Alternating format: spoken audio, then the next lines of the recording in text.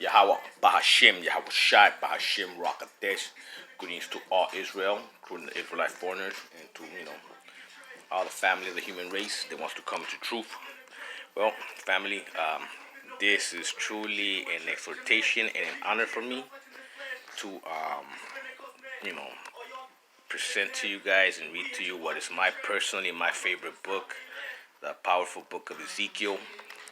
It comes hard,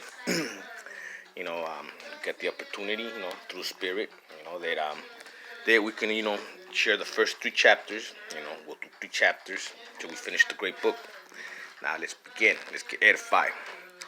Ezekiel's vision of Yahweh Elohim. See, now it came to pass in the 13th year, in the 4th month, on the 5th day of the month, as I was amongst the captives by the river Shebar, that the Shamayans were open, and I saw a vision of Yahweh Elohim.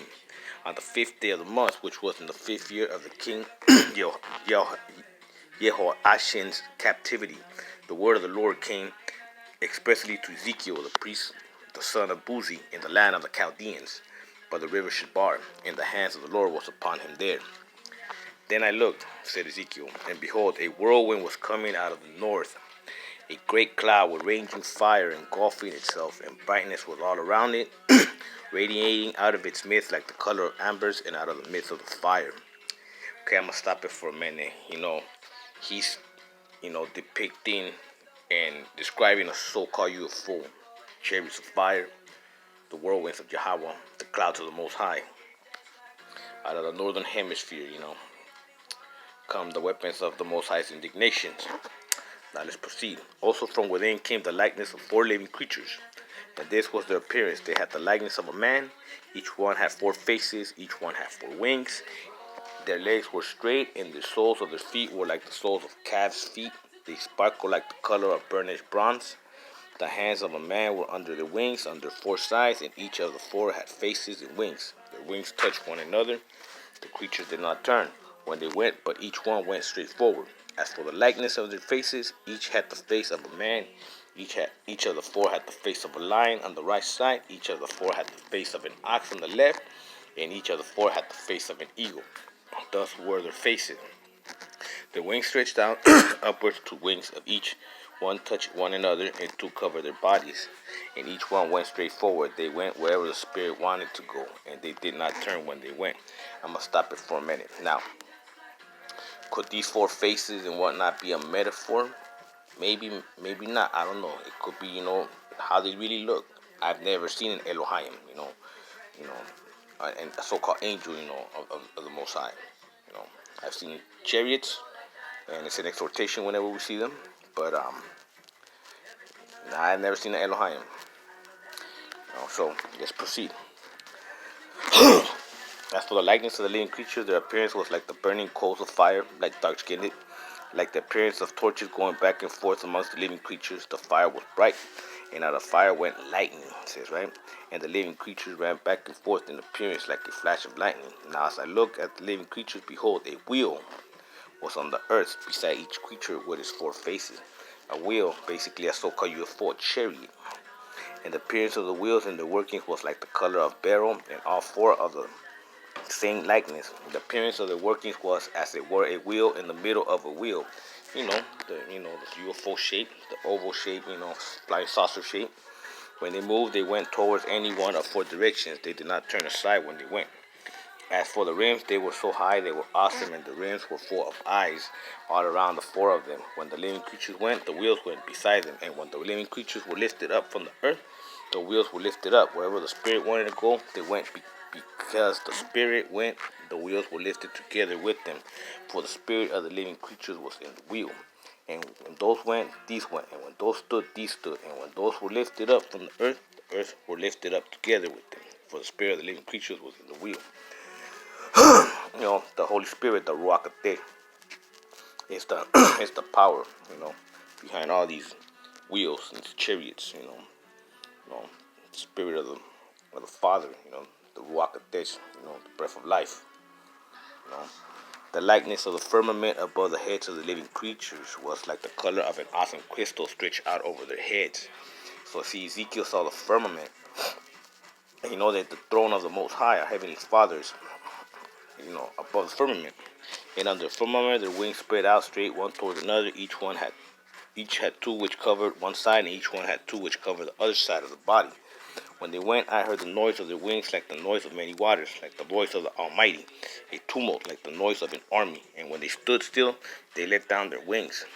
A voice came from above the firmament that was over their heads. Whenever they stood, they let down their wings. And above the firmament, see, that's the throne of the Most High, because remember, the earth is his footstool, was the likeness of a throne. In appearance like a sapphire stone. On the likeness of the throne was a likeness with the appearance of a man high above it. See, because we're made in his image, so you know what I'm saying? Like, we're, our Father's image, So his appearance might be like a man. But from the appearance of his waist and upwards I saw it were like the color of amber with the appearance of fire all around within it. And from the appearance of his waist and downwards I saw it were the appearance of fire with brightness all around, like the appearance of a rainbow in a cloud on a rainy day.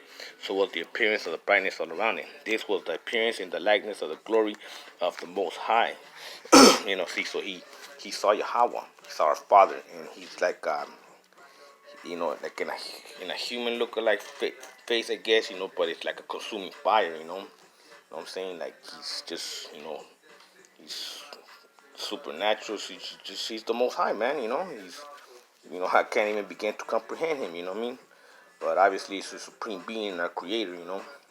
And he had the privilege to see him. So obviously, Ezekiel, when he saw it, he fell on his face and heard the voice of the Mighty One speaking. And he said to me, Son of man, stand up on your feet, and I will speak to you. Then the Spirit entered me when he spoke to me and set me on my feet, and I heard him who spoke to me. Yeah, man, of course, like any of us, man. I'd fall on my face too, man, if I saw Heavenly Father, man. You know, out of trembling, out of fear, out of respect, out of just, being in the presence of a spirit being, man. But, he put the Spirit in him, and the rock, rose him up, so he was able to face the Father. Then the Spirit entered me, and when he spoke to me, I sat on my feet, and I heard him who spoke to me. And he said to me, Son of man, I am sending you to the children of Jasharallah, to a rebellious nation that has rebelled against me. They and their fathers have transgressed against me to this very day.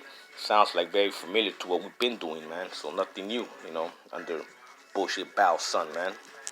Now it says, for they are impotent and stubborn children. I am sending you to them, and you shall say to them, Thus says Yahweh your Elohim.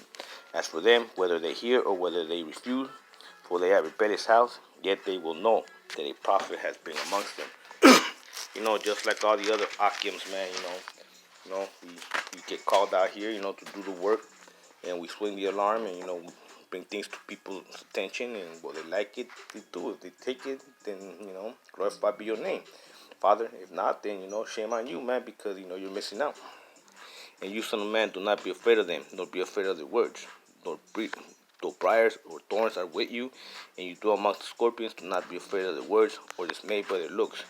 Though they are rebellious house, you shall speak my words to them, whether they hear them or whether they refuse, for they are rebellious. But you, son of man, hear that what I say to you. Do not be rebellious, like that rebellious house. Open your mouth and eat what I give you. Now when I looked, there was a hand stretched out to me, and behold, a scroll of a book was in it. Then he spread it before me, and there was writing on the inside and outside, and written on it was lamentations and mournings and woe. Basically, and it's true, man, like, we don't fear the repercussions of doing the work, man, Father, man. That's the least of our worries, man, you know what I mean? Because he gives us that spirit of strength, man, to persevere, and to do this work. And, when he fed Ezekiel, man, yeah, man, our Father always feeds us with knowledge and words to say, exhort. And it's an exhortation to us, and we'll reflect it so we can exhortate with each other, man, as brethren, as brothers and sisters, man. Okay, let's continue. Chapter 3. Moreover, he said to me, Son of man, eat what you find, eat the scroll, and go speak to the house of Jasharallah. Like I said, his ever, wonderful and powerful wisdom. So I opened my mouth, and he caused me to eat that scroll. And he said to me, Son of man, fill your belly and fill your stomach with the scroll that I give you. So I ate, and it was in my mouth like a honey and sweetness. Then he said to me, Son of man, go to the house of Jasharallah and speak with me with my words to them, for you are not sent to a people of a familiar speech or of hard language, but to the house of Jasharallah. Not too many people of unfamiliar speech and of hard language, whose words you cannot understand. Surely, had I sent you to them, they would have listened to you. basically, that it's true that sometimes, Gentiles and Edomites and other people, man, they get the word, man, more than so-called Jakes, man, so-called Joshua, because 2/3 of us are going to perish, man, along with the wicked of the other nations. But the house of Jeshurun will not listen to you, because they will not listen to me. For all the house of Jeshurun are impotent and hard-hearted. Behold, I have made your face strong against their face, and your forehead strong against their forehead. Like adamant stone, harder than flint, I have made your forehead. Do not be afraid of them, nor be dismayed at their looks, though they are a rebellious house. Moreover, said to me, Son of man, receive into your heart all my words that I speak to you, and hear with your ears, and go get the captives of the children of your people, and speak to them all that I tell them. Thus says Yahweh Elohim, whether they hear or whether they refuse. I'm going to stop it there for a minute. It's kind of like the 1/3, man, the hopeful elect, man. Yeah, man, we're hard-headed, man, and we don't back down, man. We're not afraid, man. We'll die for this truth, and we speak it, and we say it, and we bring it, and we take on our challengers, because the Most High, when He calls you to be, a watchman or to do His work, man, He gives you the fortitude to do it, and it's true. Then the Spirit lifted me up, and I heard behind me a great thunderous voice. Blessed is the glory of Yahweh Elohim from His place. I also heard the noise of the wings of the living creatures that touch one another, and the noise of the wheels beside them, and a great thunderous noise. So the Spirit lifted me up and took me away, and I went in bitterness in the heat of my spirit. But the hand of the Most High was strong upon me. When I came to the captives at Tel Abib, who dwelt by the river of Shabar, I sat where they sat, and remained there astonished among them 7 days. Yeah, man, so, he was digesting everything, he saw a powerful vision, man, very, very blessed and fortunate, man, and it's an honor, man, what Ezekiel saw, man. Like I said, this book is very powerful, has a lot of knowledge, so that's what we're only going to do 3 chapters till we finish it. Ezekiel is the watchman. It says, Now it came to pass at the 7th day that the word of the Most High came to me, saying, Son of man, I have made you a watchman for the house of Jeshurun. Therefore hear a word from my mouth, and give them warning from me. When I say to the wicked, you shall surely die, and you give him no warning, not speak nor warn the wicked from his wicked ways, to save his life, that same wicked man shall die in his iniquity, but his blood I will require at your hands. I'm a posse there. As a watchman, you gotta tell the people, hey, watch out, man. Hey, this is wrong, that is that.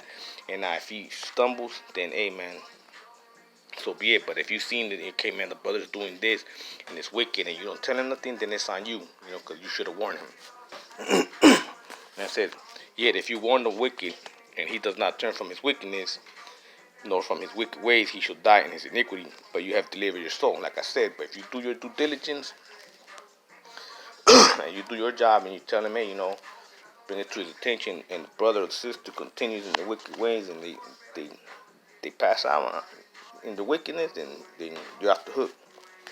Again, when a righteous man turns from his righteousness and commits iniquity, and I lay a stumbling block before him, he shall die, because you did not give him warning. He shall die in his sin, and his righteousness which he has done shall not be remembered, but his blood I will require your hands.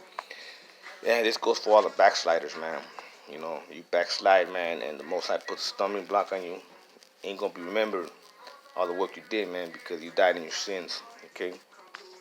Nevertheless, if you warn the righteous man that the righteous should not sin, and he does not sin, he shall surely live, because he took warning. Also, you have delivered your soul.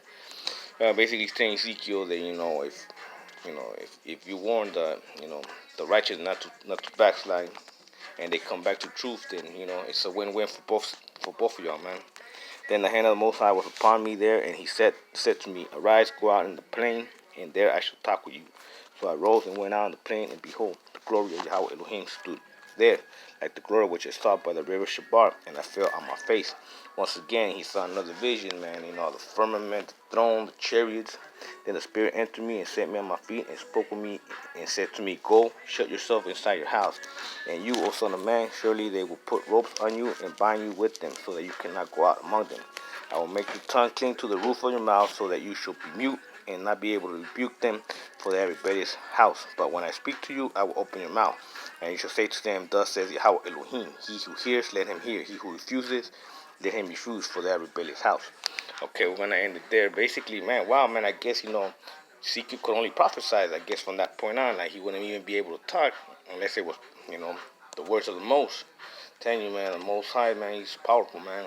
Our Abba, our Father, Yahweh, he's with the business, man, through the grace of our Mashiach and through the Spirit, man, what I'm saying? I hope this was edifying. Like I said, family, this is my favorite book. We'll do another 3 chapters until we finish it, Most High be willing, of course. Now, have a good night. Shalom.